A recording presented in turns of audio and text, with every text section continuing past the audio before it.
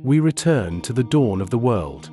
On an island newly formed from the battle between the sky and the sea, the great bird, Manaul, having split a giant bamboo stalk in two with its powerful beak, looked upon the result of its work.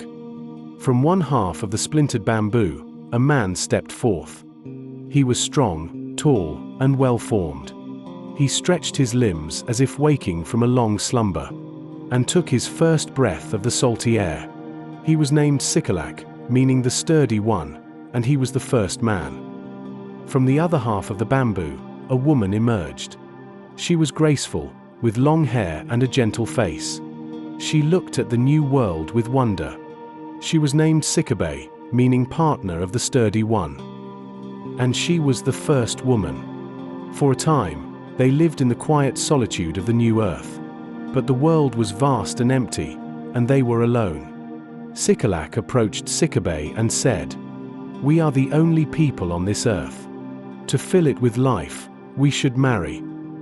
Sikabe was troubled by his words.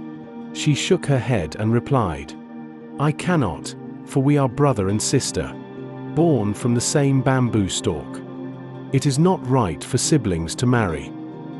Unable to resolve this dilemma, they decided they must seek the counsel of the wise. They first went to the shore and called out to the tuners of the sea. The sleek fish swam near and listened to their problem. Seeing the necessity of their union, the tuners advised them, "It is right that you should marry, so that the world may be filled."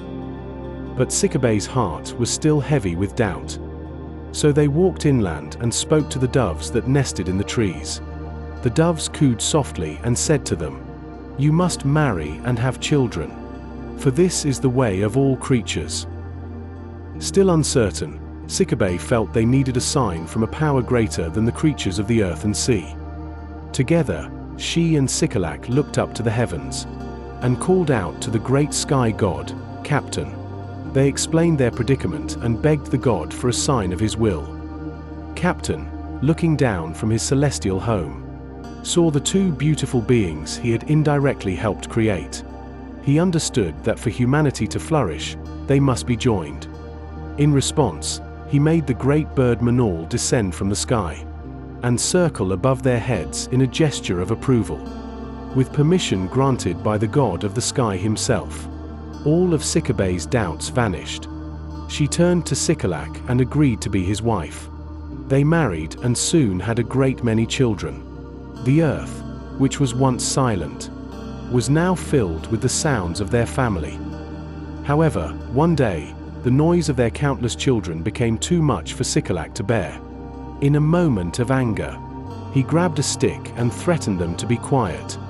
Terrified, the children scattered in every direction, hiding wherever they could. And the places where they had determined the fate of their descendants for all time. Those who ran into the hidden inner rooms of their house became the ancestors of the chiefs and nobles, the deity. Those who hid on the walls and clung to the sides became the slaves, Oripun. Those who concealed themselves within the sooty fireplace became the ancestors of the dark-skinned Negrito people. Those who fled out the door and into the open became the ancestors of the free men, Timawa. And finally, those who were so frightened that they ran far away and across the seas became the ancestors of the foreigners.